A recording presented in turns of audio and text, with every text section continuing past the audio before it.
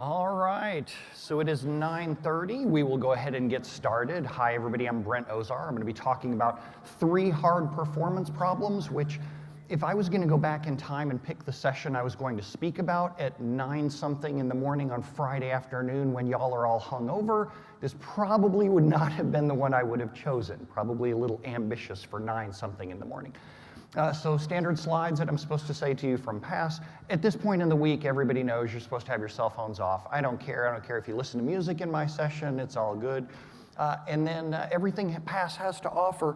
I'm going to echo what Kendra said in the session just before this.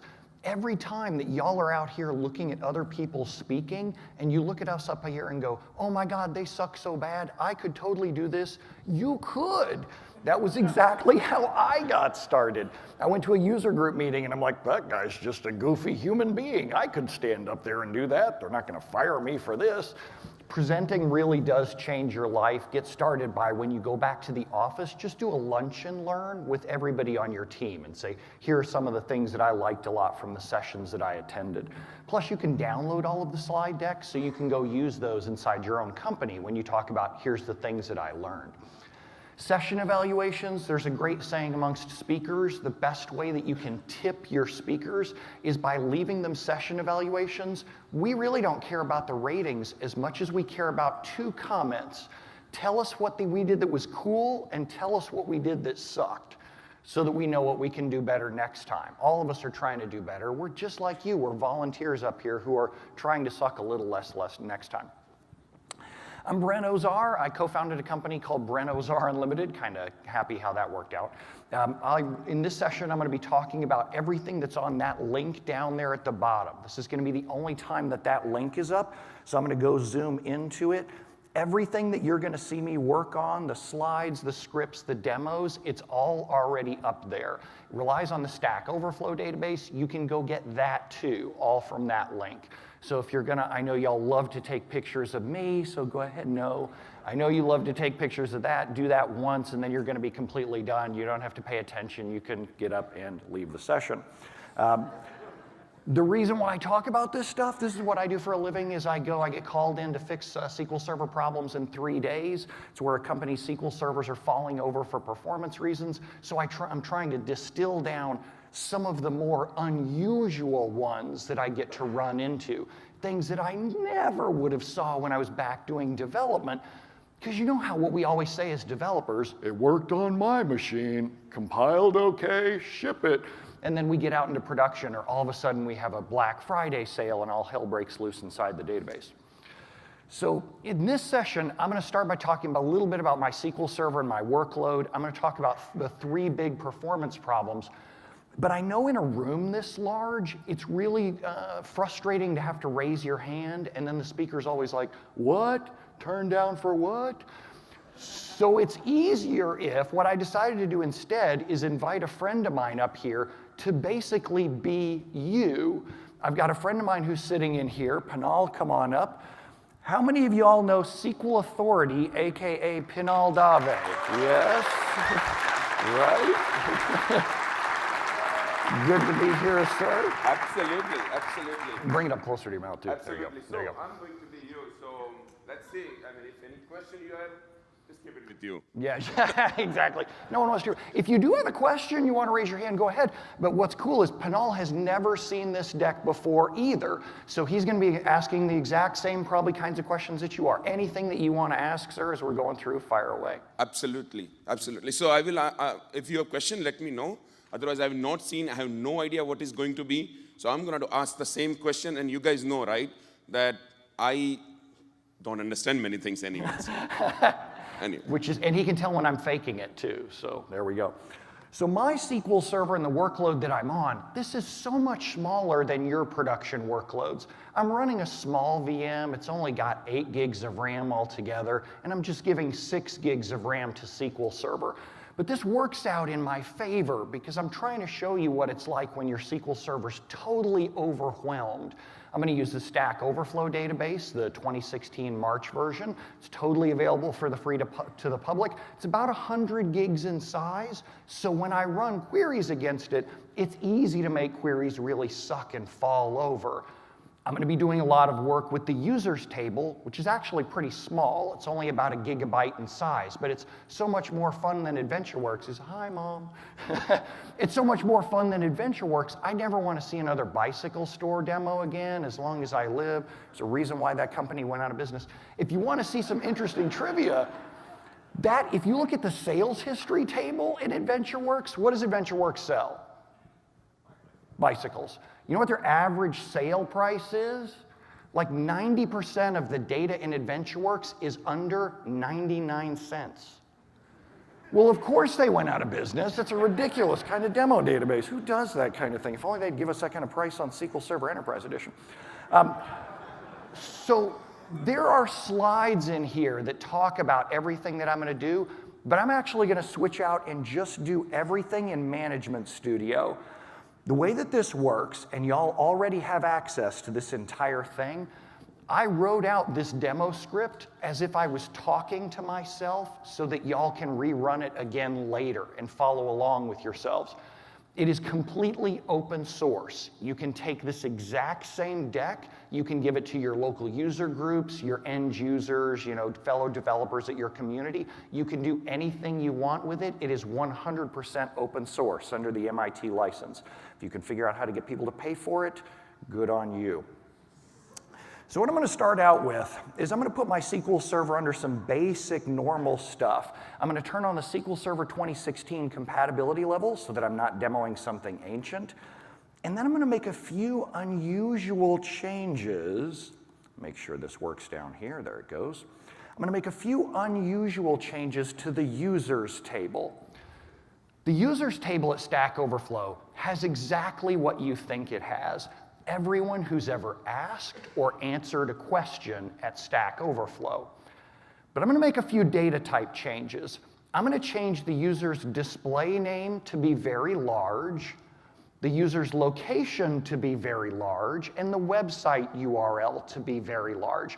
They're normally not quite that big, but I'm going to do something to exaggerate a problem that I'm going to have in a little while. I'm also going to go create an index on the user's display name because I'm constantly looking up people like Pinal, John Skeet, myself. So now let's go down a little further. And I'm going to open up a web browser to show you a page that I look at a lot on Stack Overflow.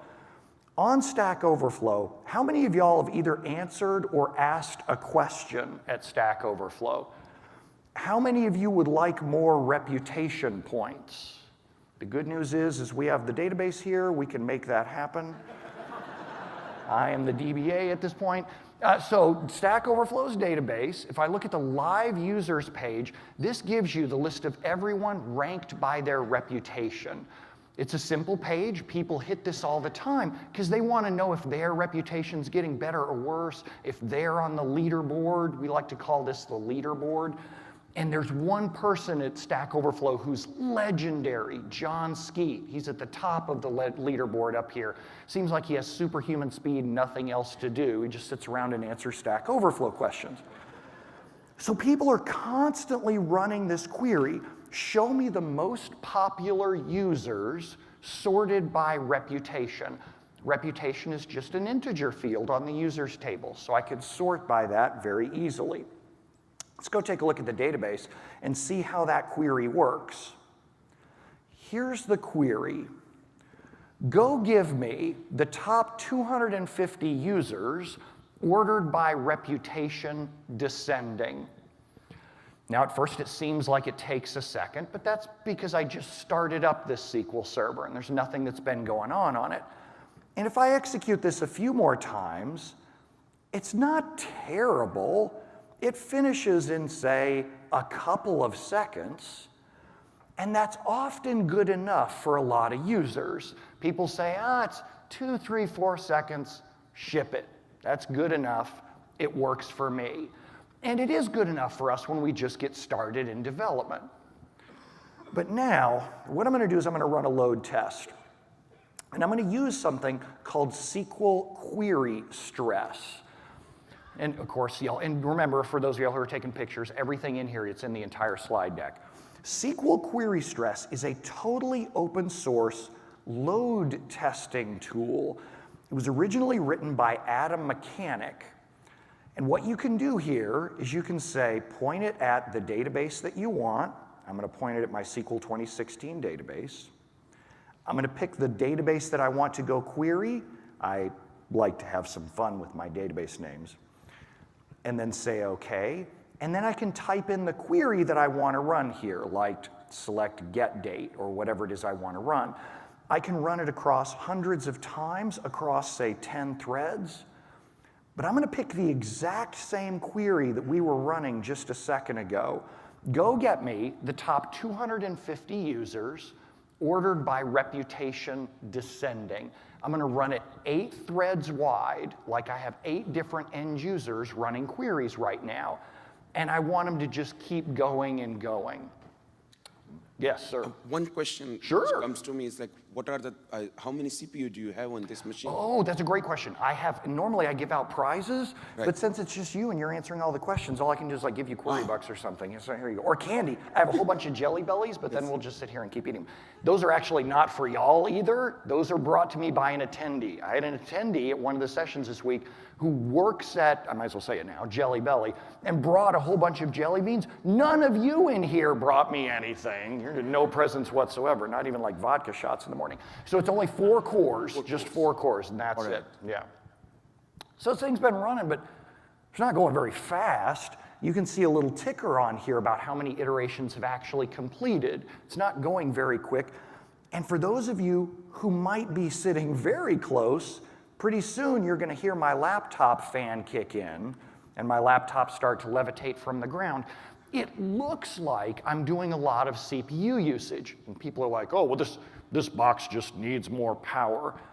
But there's a different problem that's happening here too.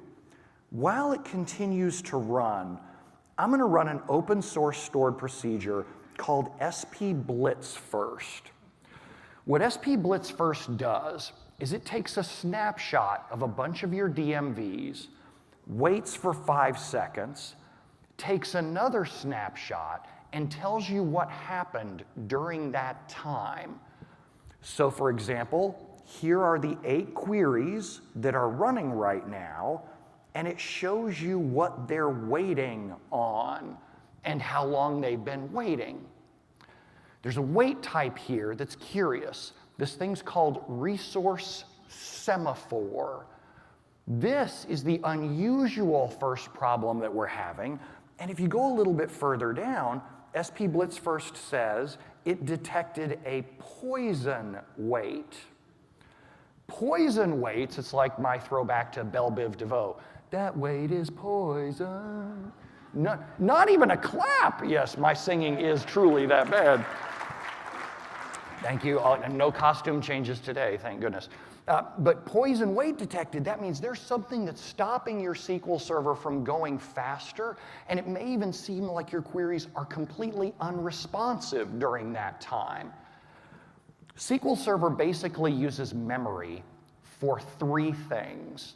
It uses memory to cache data, it uses memory to cache execution plans, and then it also uses memory for query workspace. When you do joins of tables together, when you do sorts, when you do an order by, SQL Server needs space in order to execute that.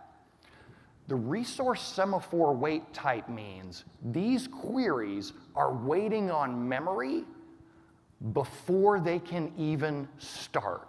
These queries aren't even doing any work. In fact, go ahead, yes? There are 2 questions because you're talking about memory. So the first question comes to my mind, how much memory you have in that box? Yeah. And second thing, what I'm thinking is that this is happening right now, but what happens if I add more memory to the box? Do you think this will go away or will it stay? Oh, this is such a good question. This is why I have him up here, not any of you people. You're just sitting down there in the audience. Yes. No, but would you have asked the same question? Exactly. Yes. That's what I would ask if I was sitting in here. Yes. Came to my mind, like you are running on a 1 megabyte, and what is the max setting here for your CPU? Are you limiting max memory? So in this case, I have 8 gigs of RAM in the VM, which granted isn't a lot. And I've got max memory set to 6, so I'm using a lot. But there's a catch with this. If I scroll across, I bet a lot of you have used tools like SP-Who or Activity Monitor that show you which queries are expensive. One of the reasons that we wrote this SP Blitz first thing was we needed to know a lot more about those queries that are expensive. As I scroll across here, it's going to show me memory grant. How much memory was this query granted the last time it ran? What was the most it was ever granted? How much memory did it use? And then there's something interesting over here.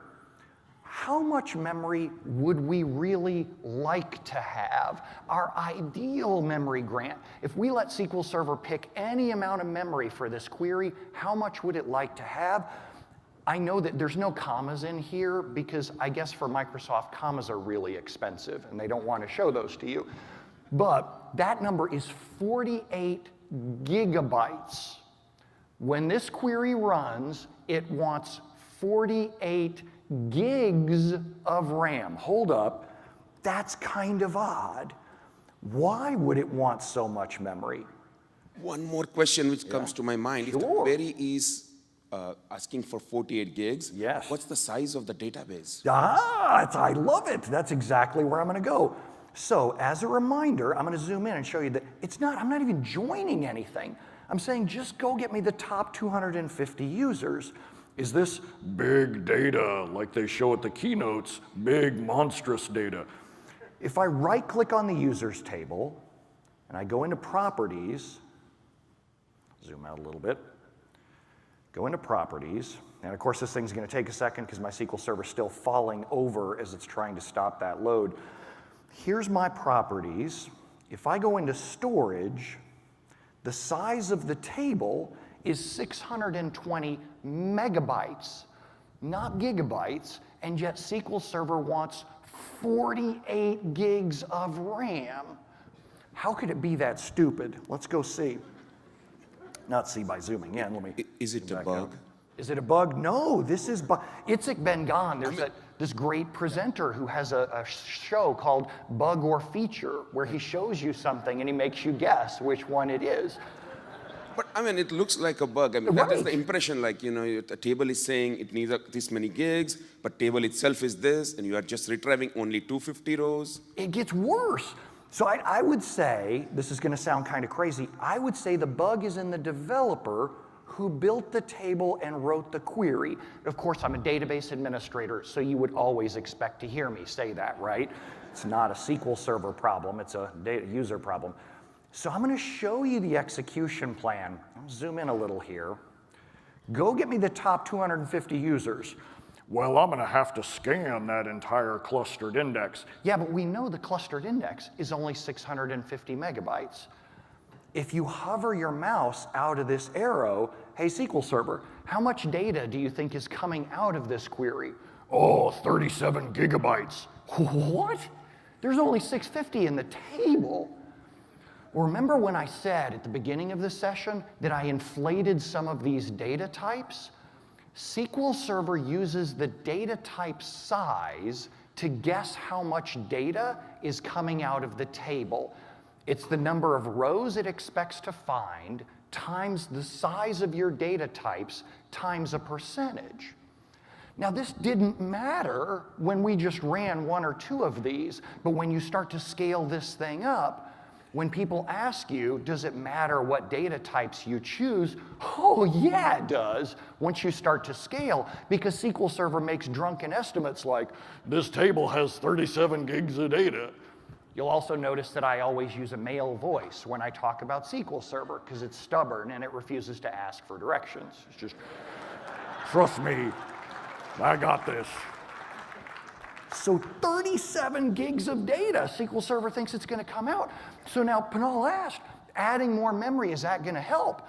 SQL Server is just going to grant more and more memory because it thinks it has to sort a ton of data. If I hover my mouse over the select query, shows the memory grant. I got granted 1 gig of memory, but that's because there are rules built in, enforced with Resource Governor, that say you can only get so much RAM per query. So SQL Server, if you could get anything you wanted, how much memory would you like to have for this query? Go over to memory grant info, and that's where that desired comes in, where SQL Server wants 48 gigs of memory in order to run this query. That's not going to work. I could throw all kinds of memory at these queries, and they're not going to get started running faster. So now, how am I going to fix this? Well, I get a few different options. One is that I could do my data types in the right sizes to begin with, instead of wildly overestimating how many, I skipped forward just a bit. The whole point here is that I need to first tell you what the 3 horrible problems are. So the first one, resource semaphore, the whole symptom of this is when queries are waiting on memory before they can even get started executing. When I was looking at the queries that were running, there were 3 running, and 5 of them waited for memory just in order to get started.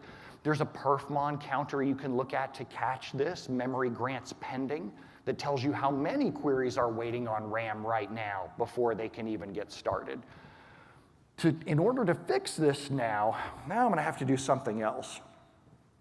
When I look at that query, it wants a ridiculous amount of memory, and it all comes down to me overestimating my data types.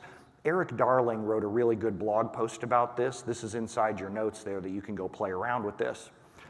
But in order to tune memory grants, what I'm going to do is just get the fields that I need. Instead of doing a select star, I'm only going to get the fields that I need. And then also, I'm only going to get the rows that I need. Before, I was doing select top 250. Now that web page, though, it only shows 36 rows. Let's look at the execution plans between these two. I'm going to go get both of them. I'm going to run them both with actual execution plan turned on. Execute. Now the first one was never fast. It always took, say, 4 or 5 seconds. Now that I'm only getting the fields that I need in the bottom set, are my execution plans different? Well, they kind of look similar. They're the same shape, but the one on the top has the yellow bang. I ran out of memory. And if I look down further, I ran out of memory. I had to write 63,000 pages to disk. Whenever your memory grant is set, as your SQL Server query first starts, that memory grant is set in stone. And you don't get more memory just because you brought more data back. This starts to change in 2017 as SQL Server watches your queries over time. But this server's still screwed. If I want 48 gigs of RAM every time the query runs, there's only so much adaptive memory grants can do. But the bottom one didn't spill to disk. If I hover my mouse over there, there's no spill involved at all. And it's not because SQL Server sorted less data. Look at estimated versus actual rows. Estimated versus actual rows is still bang on. We still have 5 million rows coming in. But the difference, among many other things, is that SQL Server uses a different optimization method for sorts when you want 100 rows or less. When you want 101 rows or more, all hell breaks loose. Now, you would never know that when you're just looking at these two plans. You're like, oh my God, I have no idea what's going on. The top one wants a memory grant of 1 gig.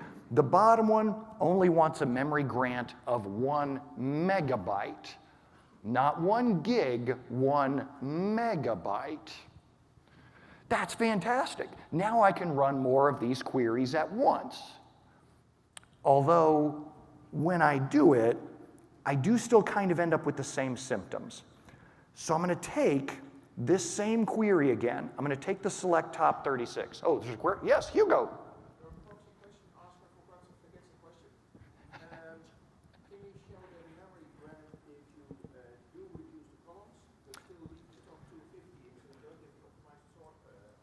So what Hugo says, he wants to dive deeper into doing this query. I would love to. The problem is if I'm going to show all 3 of these, I got to watch my time. It's a great question, though. Because there's all this experimenting that you can do between picking columns and between picking row counts to find the exact sweet spot for you. What if you did need 250 rows? Then you got to start making better judgment calls about what the data type sizes need to be and which ones you go and select. So one question definitely comes to my mind. If the top query runs, is it really going to use as much as memory it is granting? It will use up to, say, 650 megabytes, but that's about roughly all the data that's coming in. Yes. It would never use 40 gigs. All right. Okay. You know what else is really interesting is, imagine that you had a server with a terabyte of RAM, and this query actually gets 48 gigs of memory. SQL Server sets aside all 48 gigs of that just for this running query every time the query runs. You know how some of you monitor page life expectancy? How many of us watch the counter page life expectancy on our SQL servers? And you know how it just goes right through the floor for no apparent reason? It just utterly goes down to 0. This is one of the examples of what can cause that. If you have a query say, give me 48 gigs of RAM, SQL Server's like, okay, I got it, you want it, I got it. And off there goes your entire buffer pool. All kinds of data that used to be in cache is no longer in cache. So before, when I was running it, I had those poison weights. Let's try to run the tuned version of the query. So I'm going to take the tuned version of the query, go, and now that little counter is moving a little bit faster, like some queries can get through. If I turn back and look at my weight stats and my CPU, I'm not a big fan of monitoring SQL Server through Task Manager, but it's just interesting to see. My CPUs are still on fire because I am still asking over and over again to sort the entire users table by reputation. But at least now these queries can start to get through because I don't have poison weights anymore. If I zoom in here and I turn off actual execution plan, run my SP Blitz. I say it's open source, so of course there's lots of other people, but they all seem to blame the bugs on me. If I run SP Blitz first now, it shows that, in this case where I happen to catch it, 4 queries are up and running. Now I have a different poison weight that's detected. But as I go across and look at memory grants, now these queries are only using 1 megabyte of RAM instead. They're able to get the memory they need, get right back out, and I'm able to cache more data in RAM longer because I'm not clearing out gigs of RAM every time a query wants to run. So this is the first hard problem to go catch and solve. Whoops, coming back over to my T-SQL here. I've kind of sort of solved it. My SQL server's still under 100% CPU, but at least now I can manage more concurrency. More results can get through. It's still not perfect, though. We still have some work to do. Yes? You mentioned that you get different behavior in the sort, depending on the size that you're pulling. Yes. So does that show up in the properties? Can you tell that it's using that, or do you just have to know? Ooh, that's a wonderful question. When I look at the execution plan, can I tell that I got a different sort algorithm between the top 100 versus the top 101? As far as I know, no, but I don't think I've ever looked that deeply. I've just walked in and immediately said, select top 250, watch this, I'm a consultant, and you change it to top 100 and then whammo.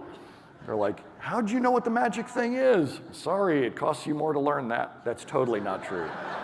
Totally not true. So before you jump on a second one, yes. I think a lot of us are monitoring our PLE values, right? Oh, yeah. Yeah, so there is no right and wrong answer. There are many blogs out. But what is your opinion about continuously watching PLE counter and when to react or just not to react? Yeah, it's such a good thing. Page life expectancy, for the longest time, there was all this advice out there. Page life expectancy is measured in seconds. From the time that I read an 8K page up off of disk, how many seconds can it stay in RAM before SQL Server needs to flush it out because it wants to read another 8K page up into memory? The general advice is the longer that you can keep stuff in cache, the better. And you'll see out there advice that says when it drops below 300, you're in trouble. Well, 300 is 5 minutes. What if you have a server with a terabyte of RAM and you're flushing that terabyte of RAM every 5 minutes or even every 10 minutes?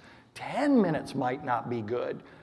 But some people still use the advice of 300 just because when it dips down below 300, you're screwed. It doesn't matter what your RAM is. If you can't even keep stuff in memory for 5 minutes, it's pretty dangerous. But you can have a higher PLE and still be screwed. What I will say, though, is I just don't start by monitoring PLE. I start with wait stats instead now. Yeah, so wait state is like a new counters, right? Yeah, so much better for tuning, yes. All right. These are our backup dancers over here as well. I'm just kidding. Now I totally have to give them all my prizes of jelly beans. So now I'm going to go tackle the second big problem. Coming up on my birthday here, I'm a Scorpio, not that I'm married, I don't want to meet any of you. Yes, I do come here often. But I'm coming up on my birthday, so I'm going to set my age to age, now I'm going to do it twice. I'm going to pretend that I didn't highlight the commit, and I'm just going to click begin tran and update. Because you know how it is sometimes when you run queries, sometimes you just leave a transaction open for a while. Sometimes there's a bug in your code and it doesn't actually commit the transaction, it leaves it hanging open. Maybe you're doing row by row processing, or maybe just committing the transaction is slow. What I've done is I've started taking out a lock here. Now I have an index on display names, so SQL Server is able to quickly get just to my row. There's only one of me. Now when I do that, after I do that, now when I try to run the leaderboard query again, it works in my session. As long as I'm still in the same window, I have not committed my update, I am still allowed to have a party in the database and do whatever I want. But if I take that query and I try to run it in a different window, I'm going to pop this over to the right-hand side so we can kind of see that it's different. If I take that one in the right-hand window, he's blocked. By default, there's no concept of a lock timeout in SQL Server. Blocking will go on forever. But people usually don't freak out because usually they commit their transactions quickly. Watch, I almost want to go in slow motion, as over in the left-hand side, I come back to my begin tran and I commit it. The instant that I hit commit, immediately the select is going to finish and clear out, boom, because my lock got out of the way. But let's simulate what happens when this doesn't go well.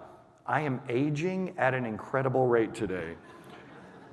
I'm going to click execute. So I've now got a lock on my row, the user's display name of Brento. Now I'm going to take our leaderboard query. I'm going to go fire open SQL query stress again. I'm going to say cancel, just because this is. So here's the deal. I love open source, but the thing is when it breaks, you get to keep both pieces. It's not like it's amazingly reliable. And this code is okay, but as you notice, I've already hit cancel and things aren't going particularly well. I'm going to go kill it. You're taught never to do this in kindergarten. You're also taught to share things. I did not learn that either. I'm going to open SQL query stress. I'm going to open up my load test, but I'm going to do a little bit more load. I'm going to do 200 threads. Now, what's the big deal, though? With 200 queries, it's not like they're really doing work. They're all blocked right now.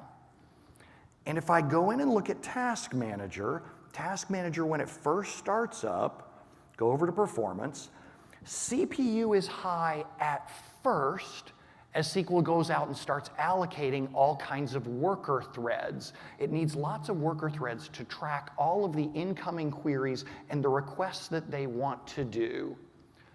But over time, over the next several, 30 seconds, 60 seconds, this number is going to start to drift down because these queries, they can't make any progress. Did I do the commit?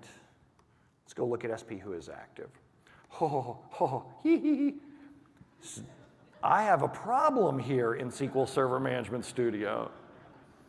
The fun thing about doing these kinds of demos is that I'm purposely breaking my SQL Server. You're now seeing the symptoms. SQL Server is now acting like it's not going to respond to requests. So that is why this reminds me of incidents of where this comes by. This is so, when you forgot to commit your transaction, right? That's one of them. And like a lot of customer I see, a lot of people just directly go to the server where they have a SQL Server installed on the same machine, and they open SQL Server Management Studio just there. And as soon as SQL Server Management Studio shows this behavior, they usually restart SQL services. And I was like, whoa, they have no relationship. But sometimes it works, and sometimes customer cries, or the customer cries, and it's so interesting. So I think one advice is, I always tell, I think we should never, ever connect SQL Server Management Studio on the same machine which we have, right? It's a services installed here, connect from outside, never connect from there. On a related note, because this happens often, I know some of us do this when we're not happy. We go in and we connect into the SQL Server directly from Management Studio, and I was troubleshooting a case one time, and they were running into this exact problem, and I said, well, just out of curiosity, I'm gonna go look at your task manager just to see. And when I go look, this was on the SQL Server itself. And there's like, 24 people running SQL Server Management Studio at the same time. Some of you may be systems administrators. You may know that you can't have multiple connections in beyond like 2 by default. So I keep the poker face on and I go, did you enable remote desktop terminal services just to run SSMS from the SQL Server? Yeah, they said, we're trying to save on licensing costs. And this way everyone just remotes into the SQL Server. Well, the good news is that Management Studio is free and you can run it from your desktop. Immediately a developer says, no, I wouldn't want to do that. My desktop's really slow and the SQL Server is fast. And plus, there's no firewalls where the SQL Server is at. We can get to anything from where the SQL Server is at. And I said, oh, so if you're doing that, I know what else you're doing. You're all also surfing the web from the SQL Server as well. Doing bad things like reading my blog. So now when I look, CPU's gone down to nothing. SQL Server's gotten its act together. It's lit up all kinds of worker threads for this query. There was a problem though in the meantime. I wasn't even able to get in there for a second. Let's try it again. Who is active? Now I'm using a wonderful stored procedure here, SP who is active. This is also in your resources. This was written by an MVP out of the Boston area, Adam Mechanic, and I like to call this Adam Mechanic's amazing tool. When the SQL Server's really under stress, this is one of my favorite tools to go dive in and see. It tells me, kind of like SP Blitz first does, that I've got lots of queries waiting on locks. How many? Well, about 137. It hasn't even been able to light up all 200 yet. And if I start to try to light up even more, if I go in and if I look at SQL query stress, I'm going to open up another instance of it, and I'm going to light up another 200 queries, go. So now I have one window over here on the left-hand side that's waiting. I got another window on the right starting another 200. I feel lucky punk, so I'm going to open another one. Why wouldn't you? This is why no one wants to buy my used laptops. So this SQL Server's under some pain now. I have 600 queries that are coming in trying to run the leaderboard query at once. Technically, none of them can make progress. But SQL Server starts to feel completely unresponsive even when Task Manager isn't going to 100% CPU. Just to light up and show these numbers here. CPU isn't that bad. CPU's like 5 to 10%.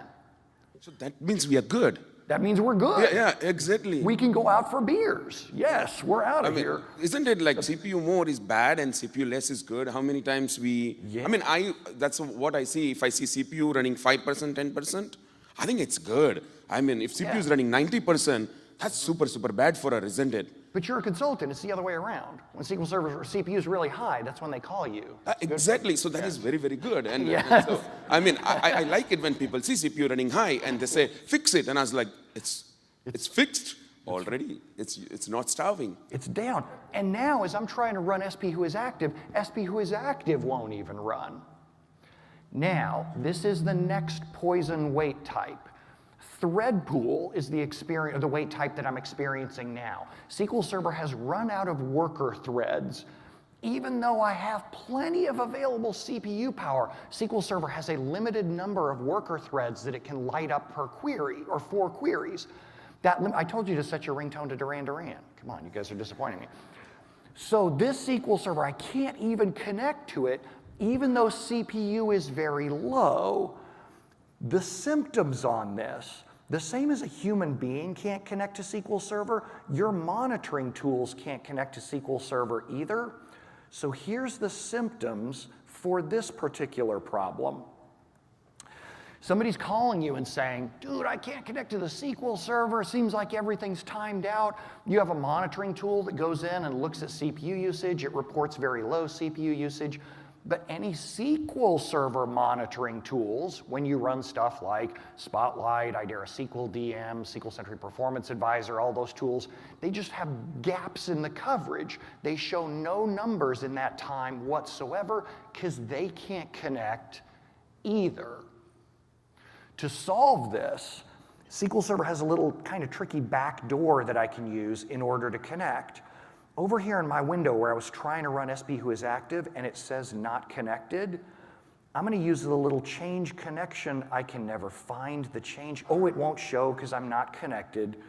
Right click, change connect. Oh, I can't even, SQL Server, you suck so bad. So bad. That's not true. I work with a lot of open source databases. They suck way worse, way worse. So I'm going to change connection. And now instead of connecting to SQL 2016, I'm going to connect to admin:SQL 2016. This is called the Dedicated Administrative Connection, the DAC. It's a set-aside CPU scheduler, set a worker thread, and some memory set aside just for emergency troubleshooting.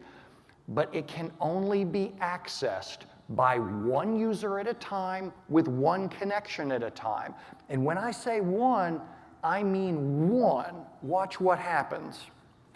When I go to click the connect button, I'm going to get an error.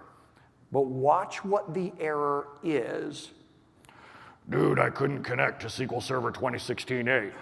That's not what you think it is. What this really is IntelliSense. Every time that you go to connect to a SQL Server, IntelliSense sneaks in right behind you, connects to the exact same SQL Server, and IntelliSense is the one going, herp-a-derp, I'm screwed.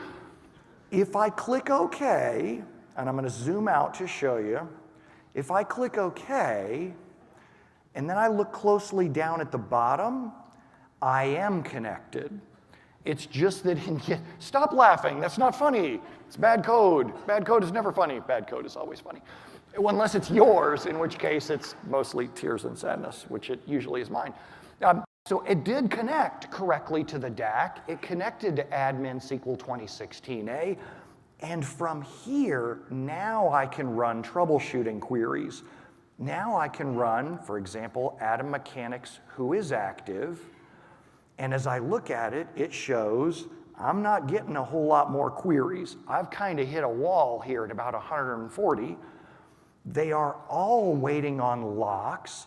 If you look at the wait info column, my one query where I first originally did my update, he's not waiting, he's sleeping, but everyone else is waiting on locks and it will not go away.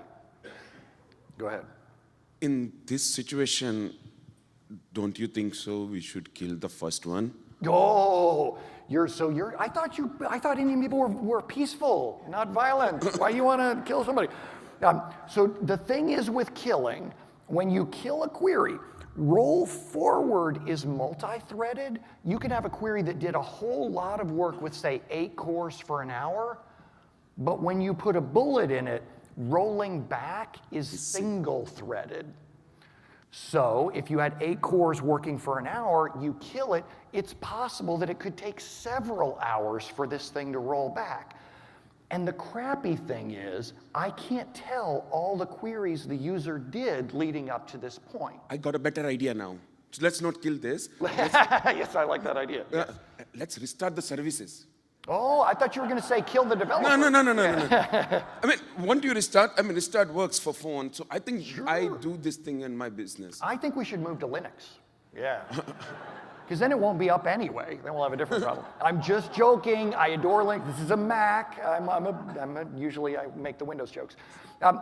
So to fix it long term, I got to figure out why that query is holding a lock for so long, which queries are being blocked, and how I'm going to make them better. But it all starts with using the DAC. I have to connect in to figure out which queries are getting blocked. I wish a monitoring tool would tell me. I wish my monitoring tools would know when thread pool is happening, but they can't get in either when the situation is this bad. In a perfect world, we would have caught locking leading up to this point. We would have seen, man, this application sucks. We have all these blocking problems. We should tune our queries, tune our indexes. But we're lazy. We like to go to Seattle and go to conferences rather than work on our applications. So when you hit this, when you learn about this, where you have these wide open holes, what you have to do is teach your staff how to connect to the DAC, run SP who is active, and either save the results to a table or copy paste, picture them into a spreadsheet, whatever it is. The first reaction people have is, I should run SP who is active in an agent job every 5 minutes. Guess what? Can't connect either. Nothing can connect in unless it uses the DAC. And I'm not a big fan of automated tools connecting into the DAC, because what if I need it when I'm trying to do troubleshooting and my badly written app keeps trying to connect to the DAC and hogging my connection? So with this, I'm going to go kill my load testing, and then things are bad, things are really bad. Close all my open source stuff here, cancel, close, please wait, yes, I know. Open source, good stuff. I'm not, seriously, I love it, promise, love you, mean it. No, and truly, the SQL query stress is absolutely fantastic. I'm obviously doing demos that are purposely designed to break my SQL server in spectacular ways, so of course, it's a miracle that any of this stuff works. Usually, you go to presentations and the users or the presenters like, oh, I hope my demos work. No, I hope my demos don't work. That's really how this works. Yes?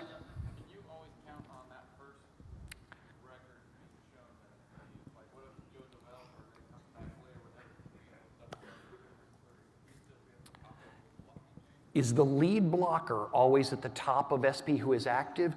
No, because if whoever's got the lead block runs another query, they'll suddenly be at the bottom. Diabolical. Yes? The mechanic has a blockchain parameter that you use. It has a blockchain parameter, and it has lots of other, I like the get locks parameter too. Troubleshooting that, to troubleshoot it, here's the ways that I would go off and do that. I'm not a fan of some of these, as the fact that you can tell by I say, usually a very bad idea. We could commit our transactions faster, I could do some index tuning, or I could change my default isolation level. This is not a talk on isolation levels, but just to give you a quick heads up, SQL Server's default concurrency is pessimistic, meaning writers can block readers and readers can block writers.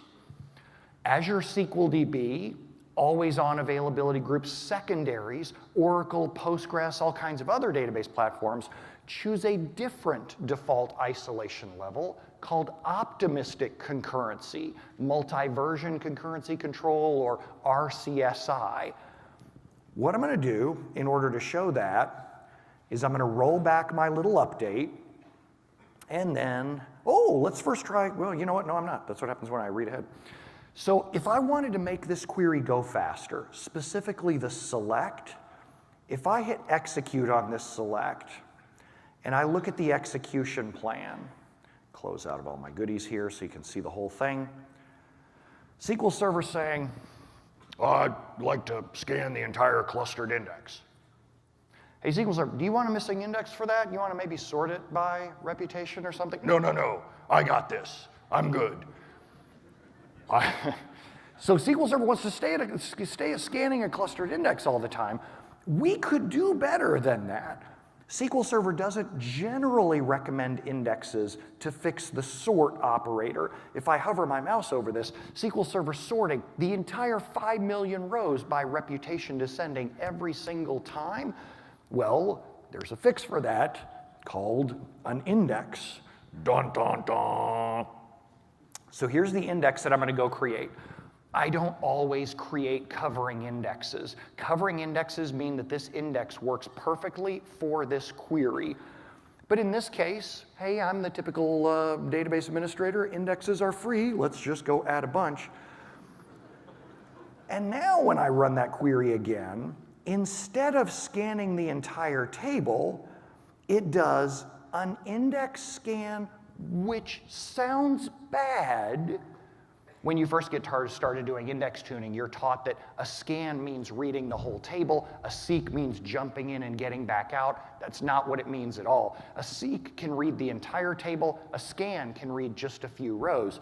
And in this case, because we're only getting the top 36 ordered by reputation descending, SQL Server, I adore these icons. It's why it's the wallpaper on my laptop. I adore these icons. They say just start at one end of the index and read. How much are you going to read? Well, that's where you got to hover over it and see. Number of rows read, 36. It only read 36 out of 5 million users in the table. It's smart enough to just read some of the rows in the table and bail out. And there's no sort. This query is so much faster now that I fixed that index problem. So let's induce our blocking again. Let's go through and make our begin tran again so that we're going to make, golly, I'm tired of getting old. So I'm going to go update my age again, take out a lock. Now I'm going to pop back over to SQL query stress. Whoopsie.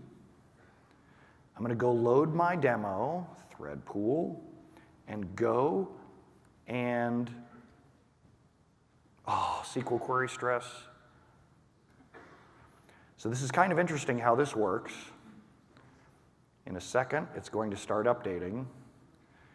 Here's where you're going to notice something. SQL Server, it's not really working at all. Guess what is? SQL query stress.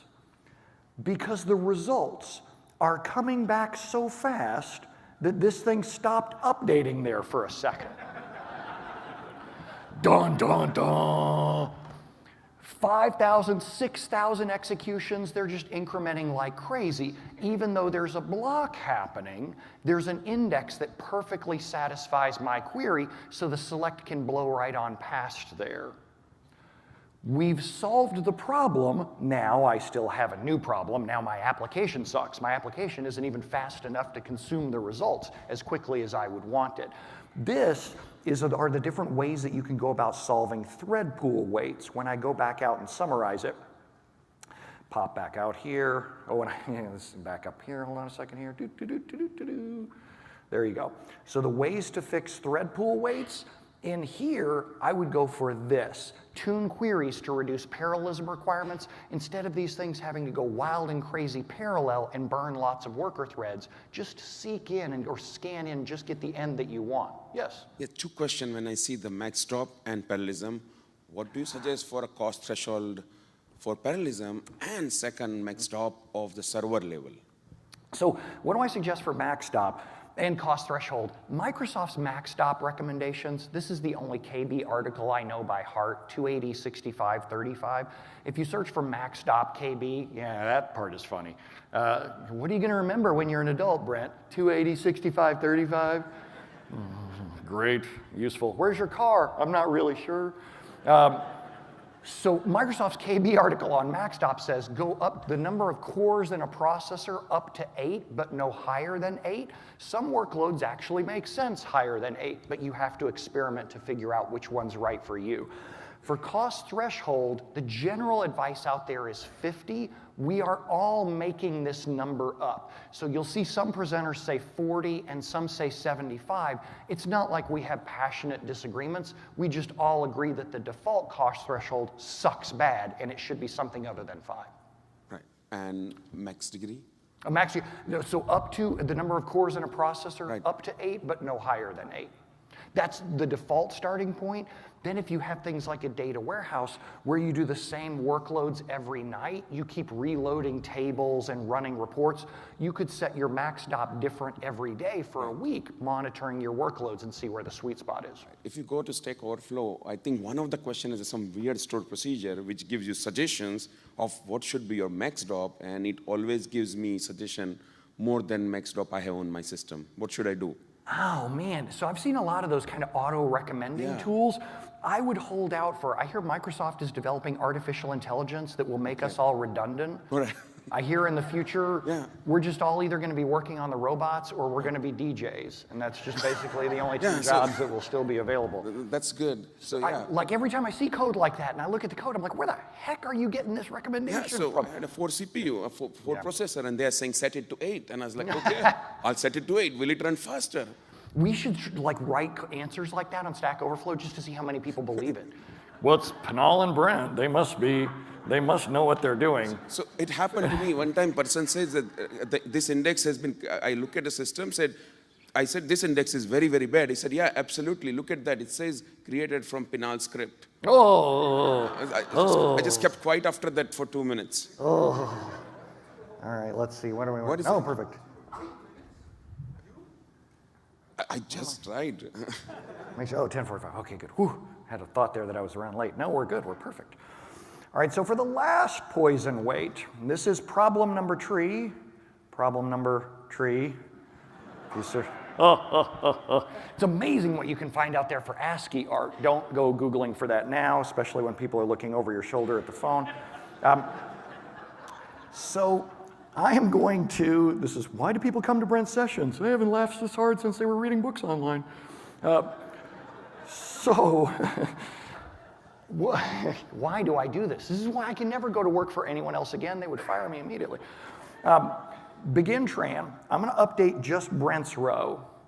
Now, there's only one user affected by this. So when I only update Brent's row, and I go into another window, I'm going to pop open another window, just clear out a couple things here, do some good housekeeping. Pop open another window so that it's over on the side to make this easier to see. And then I'm going to run my SP who is active, oh, it's a wrong term. The only reason I said my is it's installed on my server, it's Atom Mechanics. At least once a week, someone comes up to you and says, I love your SP who is active. No. If it was my code, it would take 2 hours to run. If I look at SP who is active with get locks equals 1, it returns this really cool XML property bag that when I click on it, it shows me the locks that that update query has. I don't expect anyone to interpret this at a glance. What I'm going to show you here is I have a lock on the users table. On the primary key, I have exactly one row, because there's only one of me by law. I have, across the entire object, an intent exclusive lock, which means that my query has said, I'm updating one row, just to give you the heads up, I haven't committed my transaction, so I may need more locks. Eventually, I may lock, say, the entire table, so no one's allowed to go in there in front of me and change the table. That's safe in the sense that when it runs, I can still do my select. Let me pop back out of here and get the select again from my buddy. Copy paste. He's writing down, never get up on stage with Brent again. That's the next question. That's the next one. How did I get here? So even though I still have a transaction over on the left-hand side, even though I have this begin tran open with Brent's update, I'm still able to read my select. I've only locked one row, and I have this nice index to do my reads from. Yes? question which was, but we use no lock all the time. We use no lock all All the time. Yes. So will it affect that? Can no lock queries get passed? Look, I know that DBAs have this allergic reaction to no lock because there's three basic problems with no lock. One is they can read data twice. Imagine the phone book scenario. The white pages of the phone book, the thing your grandpa kept on the shelf to call his friends from the war who'd all died, and then he would get sad. Was that just my grandpa? It's just my grandpa. So it would start in the white pages of the phone book. In the A's, it would read through and see Jane Doe. Reads past Jane Doe. Jane decides to get married to, we'll say, Mr. Smith and change her last name. Unlike my wife, she kept her own name. She's like, you're lucky I even wear the ring, sucker. So it's true. It's not even a joke. So Jane, I have so many good stories about my wife, who I love dearly and is probably going to watch the recording. Hi, honey, I love you. Magical. So Jane Doe changes her last name to Smith. As I read through, I see her again. I can see Rose twice. Now, let's take the opposite example. I start at the phone book. I read past the D's because she's still married. I'm in, say, the M's. Jane Smith gets divorced, changes her last name back to Doe. I continue reading. I don't see her at all. Or if I'm reading through the whole table and an entire page moves, my query can fail. Error is could not continue scan with no lock due to data movement. If you're okay with three things, no lock is cool. If you're okay with seeing data twice, if you're okay with seeing it not at all, and if you're okay with your queries failing, no lock is all right, which sounds like I'm joking, but hear me out. It's the perfect use for financial reports. Because, right, you see where I'm going with this, your executives are printing these out. They don't know right from wrong. They're making bad decisions anyway. They might as well be random numbers coming off of there. Now, cat pictures, on the other hand, no lock is not appropriate for cat pictures. We need to see all of the cat pictures and not see any of them twice. Now, so that's the general spiel on no lock there, in which I managed to offend my wife and talk about cat pictures. It's a wedlock. That's how I get in trouble. So over on the left-hand side, I did the begin tran for Brent Ozar. The select over on the right-hand side still works just fine. I'm going to roll it back. And now I'm going to have a different person have a birthday. I'm going to have my friend Alex have a birthday. Now, just to make it clear what I'm doing, I'm only going to highlight the begin tran and the update. I'm going to execute. And now over on the right-hand side, I'm going to go run the select again. Something different happens. Now my query is blocked. It's the same query, I just updated a different name. Quick show of hands, how many of you in here are named Alex? There's several of us in here, several of you in here. How many of you are named Brent Ozar? No one raised their hand. I thought, there's Brent. Yes, me and Brent Unruh over here. There's something different about this. If I go stop this query and I go run SP who is active with get locks again, and I look at what locks my update has now, here's my running command, my update command. If I scroll across and look at locks, now my locks look different. Instead of locking just one key, I have an exclusive lock on the entire table. These queries are a little different because there are different numbers of people who are affected. Notice when Brent Ozar ran, there was only one row affected. When Alex ran, there were over 5,000 rows affected. In order to understand how SQL Server is going to do locking, you have to think about how many rows are going to be impacted by your statements. So the answer on the final problem is, or the symptom on the final problem is, when I'm dealing with lock escalation, I have queries that used to work totally awesome, and suddenly they start blocking today. Zoom out so you can see everything in here. Oops. Come back to me. Return to me. So in order for me to fix this, what I could do is I could work in smaller batches instead of working in, say, thousands of records at once. I could try to tune for smaller batches. Michael J. Swart has an excellent post about that. I could work in large batches but commit my transactions quickly. Instead of holding the lockout, I could get in and immediately get out. Lots of different ways that you could read about tuning that over at Microsoft's KB article. They actually have a good post on lock escalation. And then if you're trying to do deletes across thousands or millions of rows, there's a really good technique called fast ordered deletes. Yes?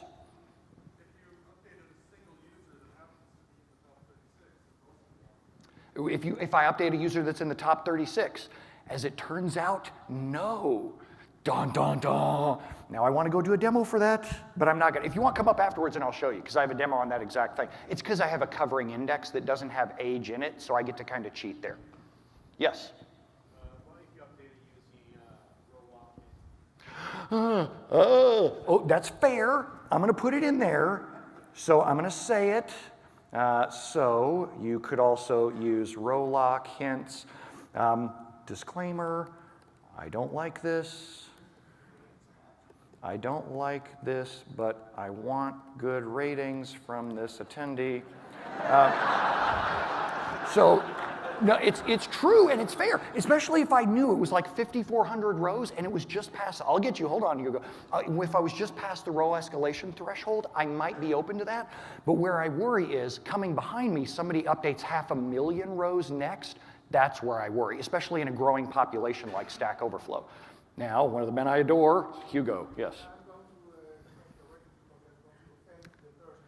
Oh, that's great, because he's not, if you want to leave a comment for him, he's speaking too. Yes. Yes, what do you want to say?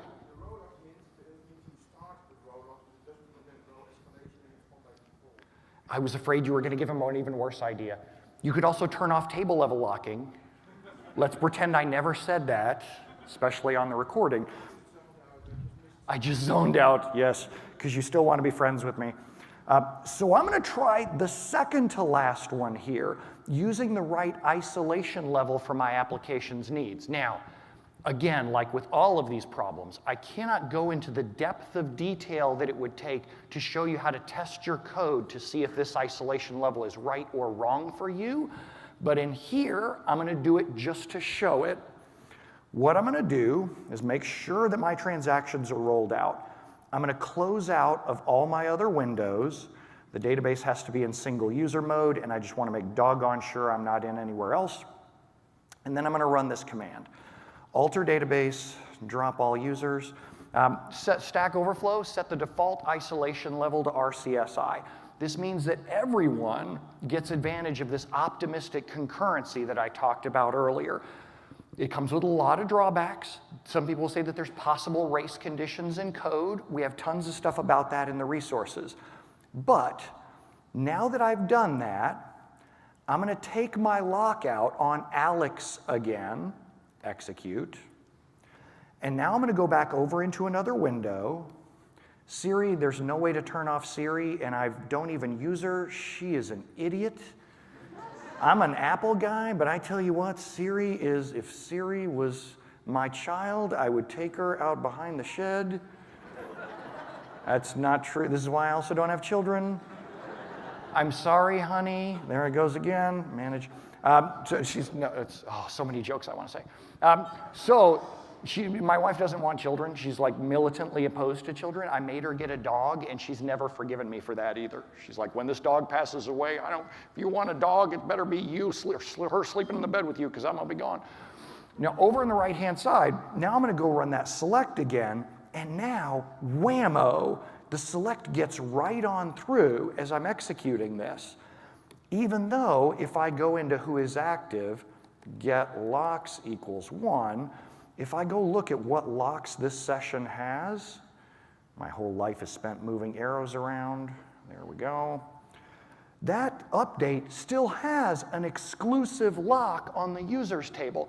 But the beauty of optimistic concurrency is that readers don't block writers and writers don't block readers. It's like a party in the database and everyone's invited. Now, 2 writers will still block each other. If you have 2 updates that are going against the same row, you're still screwed. But as long as you avoid that, you're good. Now, holy cow, we have been all over the place through this entire session. To recap, let me get it all zoomed in here and get it all so that you can see it. I'm a huge fan of doing stuff in text files. So, go ahead. Yes. One last question. When I see this, You promise it's the last one? Good answer. Yes. when I see this one, it seems like this particular setting will solve our problem. Do you recommend this to enable this for entire database all the time? Oh, I believe that every brand new application built from the ground up should start there. It's the same thing that Azure SQL DB does. It's what Always On Availability Group Secondary does. I'm a huge fan of it because it just heads off all kinds of locking issues right at the pass. If you have an existing application, I only recommend flipping that if you're facing this problem or a problem similar to it, and you've done a lot of research to figure out if it's right for you. You look like you're right. No. Okay. So to recap, the 3 hard problems that we saw in here first, resource semaphore. This is when your SQL Server queries can't even get enough memory in order to start. To fix that, we have a few different options. I could tune the queries so that they want smaller memory grants. I could also throw more memory in the server, but as we saw in here, that wouldn't have made a difference with our horrendous data types. Second was thread pool. When SQL Server runs out of worker threads, you don't fix this by buying a larger SQL Server. You tune the parallelism requirements for queries by tuning indexes and tuning the queries themselves, or playing with cost threshold or maxstop. And then finally, for lock escalation, this is when we start out working with small numbers of rows, but over time, all of a sudden, we start tripping thresholds. There's plenty more resources about each of those. You can go to brentozar.com/go/3hardproblems.